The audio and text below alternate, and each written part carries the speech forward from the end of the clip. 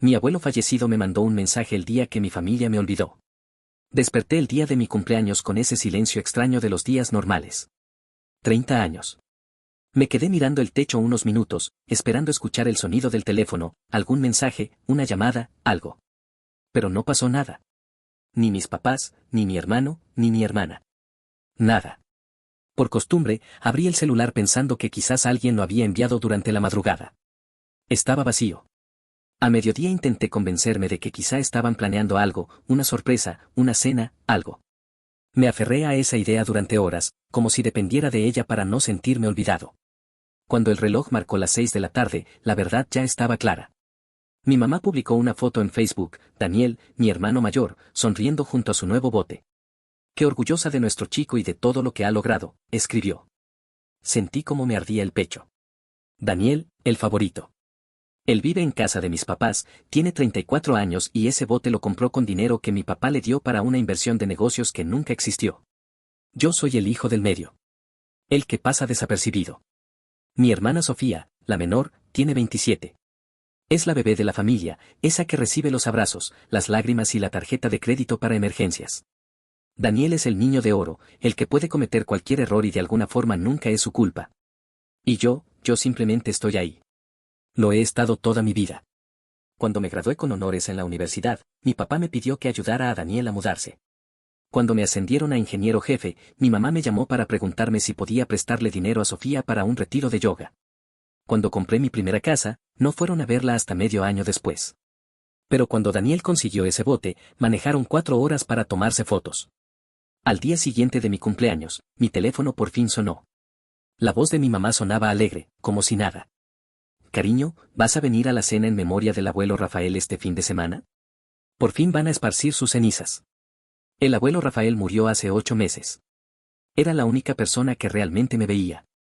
Todos los domingos manejaba hasta su casa, veíamos películas viejas del oeste y comíamos pizza barata. Él nunca olvidaba mi cumpleaños. Nunca me hizo sentir invisible. Había dejado todo para dividirse en partes iguales entre sus nietos. Pero según mis padres, las cosas de la herencia eran complicadas y todavía se estaban arreglando. 8 meses después, seguía sin ver un centavo.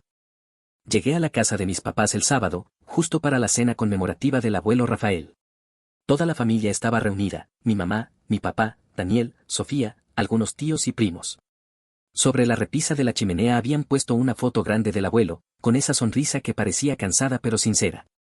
Daniel ya estaba borracho, hablando de llevar su bote al lago como si fuera el mejor tema para una noche de memoria.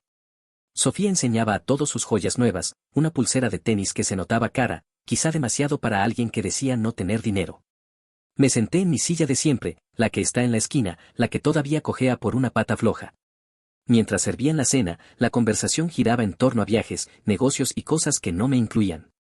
Nadie mencionó mi cumpleaños. Ni siquiera un feliz cumpleaños atrasado. Nada. Yo ya había dejado de esperarlo, pero estar ahí, rodeado de gente que no podía recordar que existía, me dejó una presión en el pecho imposible de ignorar. Masticaba con calma, mirando la foto del abuelo al fondo del salón, pensando en lo diferente que eran las cenas en su casa, más silenciosas, pero más sinceras. Después de la comida, mi papá se puso de pie. Su voz sonó más seria de lo habitual. Antes de que esparzamos las cenizas, hay algo que tenemos que discutir, dijo, sacando un sobre de su saco. Mamá lo tomó con cuidado y explicó que el abuelo había dejado una carta que debía abrirse 8 meses después de su muerte. Ese día había llegado. El silencio se hizo más denso. Mamá la abrió lentamente, se aclaró la garganta y empezó a leer. Si están leyendo esto, ya llevo suficiente tiempo muerto como para ver cómo son en realidad. Todos se miraron, incómodos. Mamá siguió, ahora más despacio. Cambié mi testamento 3 meses antes de morir. La versión que tienen está desactualizada. Hasta Daniel bajó la copa. Nadie dijo nada. En la carta decía que el abuelo le había prestado $40,000 a Daniel para un negocio que nunca existió. Que lo había engañado para comprar su bote. La cara de Daniel se puso blanca. Dejó la bebida en la mesa. Luego, el abuelo hablaba de Sofía. Decía que no le dejaba nada, porque en 3 años lo había visitado 2 veces, y ambas para pedir dinero. La habitación se congeló. Todos respiraban más despacio, esperando el siguiente párrafo. No pude evitarlo. Le quité la carta a mi mamá y seguí leyendo yo mismo. Mis manos temblaban, pero quería escuchar las palabras directamente desde el papel. Para mi nieto Lucas, el único que vino cada domingo. El que nunca pidió nada. El que se sentó conmigo cuando tenía miedo, y no le dijo a nadie que lloré por la idea de morir.